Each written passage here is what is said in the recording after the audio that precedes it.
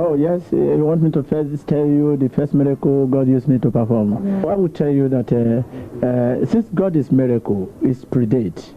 You see, the miracle, you to perform miracle, it is just at the degree you are performing it. You know, for you to wake up, sleep and wake up is miracle. For you to be here today is miracle. Sure. You to perform miracle, it's only the miracle you perform. Maybe you say it's very little. You see, depend on the faith you put in action.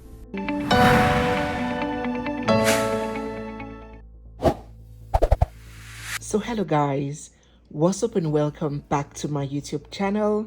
It's me, your girl Barrister Neze, and this is Nezeville. As more reactions continue to trail the late prophet TB Joshua following the BBC documentary, what some people do not know is that he is no stranger to controversies. In today's video, we will discuss 5 of the late prophet's biggest controversies during his lifetime.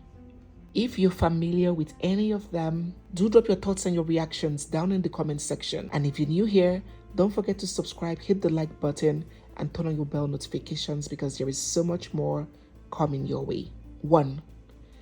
Prophet TB Joshua's rejection by the Christian associations in Nigeria. During Prophet TB Joshua's lifetime and pastoral ministration, he has been reported to have a long-standing feud with the topmost Christian associations in Nigeria, the Pentecostal Fellowship of Nigeria, the PFM, and the Christian Association of Nigeria, the CAN, both bodies rejecting the membership of Prophet TB Joshua. The president of the PFN at that time, in person of Reverend Ayo Orishe Jaffor of the Word of Life Church, had explained that before Prophet TB Joshua could even qualify to be a member, he should show who tutored him as a pastor in the first place. He should show how he got converted and where he got converted and when he got converted. As anyone who is a Christian because they received Christ at some point. Rejecting Prophet TB Joshua's assertion that he was anointed inside his mother's womb, Reverend Ayo said, and I quote, "I do not see anybody like that in the Bible. It is a conscious decision to make, and it does not happen in your mother's womb." Reverend Ayo concluded by saying that healings and miracles are not yardsticks to admitting Prophet TB Joshua into any of the religious groups. Jesus did not say, "By their words you will know them." He said, "By their fruits you shall know them." And when Pastor T.D. Jakes was to visit Nigeria, he sent a letter to the PFN that they should explain to him who Prophet TB Joshua was. Otherwise, he will visit him as he has heard a lot about him. The PFN replied that Prophet TB Joshua was not a Christian and therefore was not a member of the association. One of the key members of the association and pastor of the Household of God Church, in person of Pastor Chris Owole, describing Prophet TB Joshua as Bar Jesus, said, and I quote, "He is a magician, a sorcerer, and calls himself a prophet. Notice he doesn't call himself an apostle. He doesn't call himself a teacher. He doesn't call himself a pastor, because if he calls himself by any other name aside of prophet, he does not fulfill the pattern. So he must stick with that appellation. He must call himself prophet so and so. So, he is a magician who claims to be a prophet, but he is a false prophet." Even in death, 3 days after the late prophet TB Joshua passed, Pastor Chris Owole shared a cryptic post where he referred the death of a certain wizard of Endor who assumed the title of Emmanuel. It didn't need much figuring out to know who exactly he was referring to. 2. The controversial friendship with Pastor Chris Owole. According to Pastor Godswill Aguma Paul, the former second-in-command to Pastor TB Joshua, and as corroborated by evangelist Bisola, a former disciple of the church who served in the synagogue for 14 years. The association between Prophet T.B. Joshua and Pastor Chris Owole of the Christ Embassy Church was strategically initiated by Prophet T.B. Joshua and came at a time when the prophet had been rejected and ostracized by the Pentecostal Fellowship of Nigeria, the PFN. According to Pastor Owole, the PFN had never believed in the pastoral capacities of Prophet T.B. Joshua and therefore would not accept him into their fold until he proves that he is a genuine Christian and a genuine pastor. Therefore, Pastor T.B. Joshua orchestrated a fellowship with Pastor Chris to send the information out to Nigerians that even the popular man of God, Pastor Chris, has approved and validated his pastoral credentials. At that time, the ministers coming to the synagogue church were mostly those from spiritual churches like the Celestial Church. No Pentecostal or charismatic minister visited. There was no better way to get validation and acceptance than an association with the renowned Pentecostal pastor. According to Pastor Owole and Bisola in their separate accounts and separate interviews, Pastor T.B. Joshua had called them to come and watch Pastor Chris Owole, who was on air. They said that he ran him down, calling him an amateur who wanted to perform miracles and emulate his pattern. And at the end of the program, he asked one of the disciples to call the number on the screen. After much time and transferring and all of that, they were able to get across to Pastor Chris himself. Pastor T.B. Joshua took the phone and flattered him, telling him how impressed he was with his program and his healings and his miracles. And at the end of the conversation, Pastor Chris promised to visit the synagogue. That was how their association was formed. Pastor Chris's first visits quickly turned to a regular visitation and a blossoming relationship. The video team of the synagogue would take pictures and videos of these visits and splash it all over the media. Bisola alleged that Pastor Chris became somewhat of a full mentee of Prophet T.B. Joshua.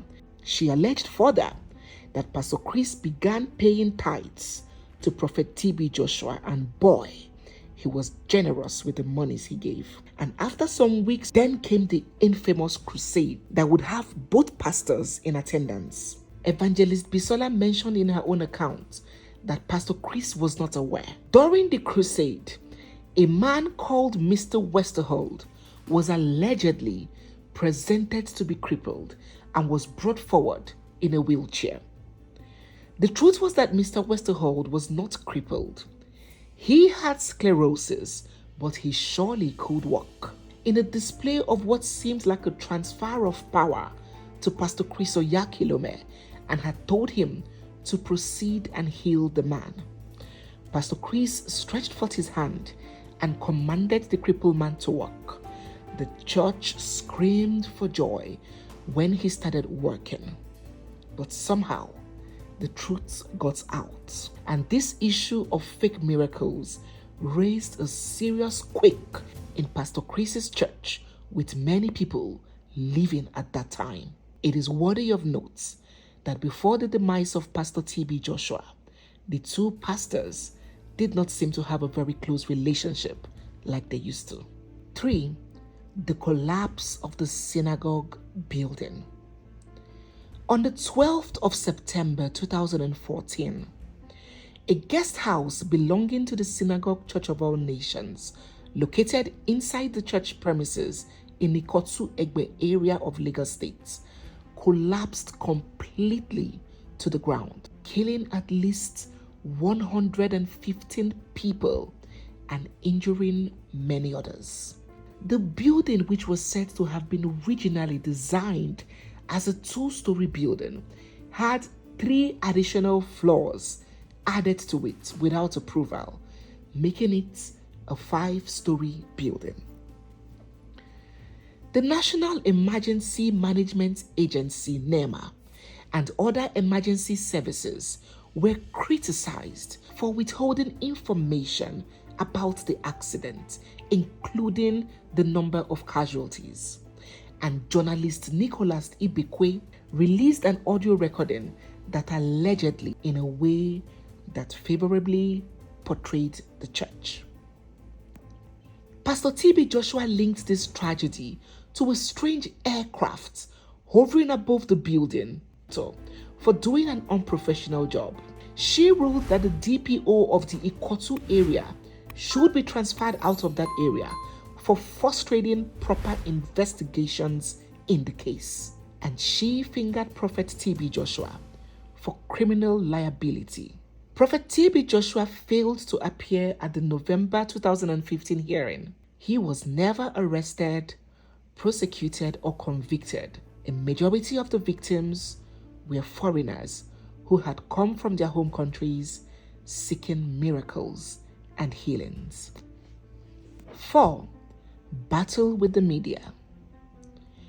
In 2004, the Nigerian government, through the NBC, banned the advertisement of unverifiable miracle healing on television. Their beliefs that such practices prey on the sensibilities of the Nigerian people. According to the late prophet, the ban by the Nigerian government was targeted at him, causing him to launch the church's own television station, Emmanuel TV, in 2006. In 2010 again, the Cameroonian government blacklisted Prophet TB Joshua, saying that he is an agent of Satan, hook-winking unsuspecting members of the public with diabolical miracles. The then Cameroonian Foreign Affairs Minister, Mr. Henry Ayisi, in an official statement he issued, titled "The Devil is in the House," he described Prophet TB Joshua as a son of the devil, pretending to be a man of God. He warned hundreds of Cameroonians trooping to Lagos for miracles in the church to desist from taking the trip or face the consequences, as the country will not stand by them. In April of 2021, YouTube suspended the Emmanuel TV channel from its platform, accusing the prophet of hate speech after his church posted a deliverance video where he claims to have delivered a man from gay spirits, sparking outrage from the LGBT community. Later on, Facebook also removed all the videos where it was represented that some people were delivered from gay spirits. 5. The BBC documentary. The recent BBC documentary now seems to be the biggest of the controversies surrounding the late prophet. On the 7th of January 2000, the British Broadcasting Corporation, the BBC, one of the top leading global public service broadcasters, released an almost 3-hour documentary detailing eyewitness accounts and personal experiences of former workers of Prophet TB Joshua and service at the synagogue. These crimes range from rape to forced abortions, staged miracles, human trafficking, attempted TB Joshua. The BBC reports that their investigation took over 2 years, and about 30 witnesses gave their individual accounts. They claim to have found evidence that Pastor TB Joshua committed hundreds of sexual crimes spanning over 20 years, and that he died only a few days after their investigations began. So yes, these are the 5 major controversies that surrounded the late prophet TB Joshua in his lifetime, and even guys, we have come to the end of today's video. If you're new here or if you're listening to me for the first time, don't forget to hit the subscribe button, give this video a thumbs up, drop your comments down in the comment section, and stay glued because we have so much more coming your way.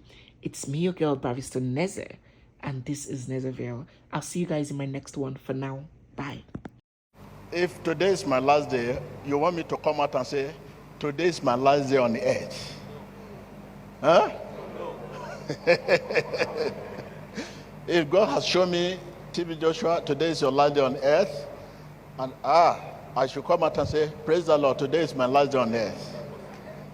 I will talk to you in parable, so that when I've passed on to my Father, you can now pick those parables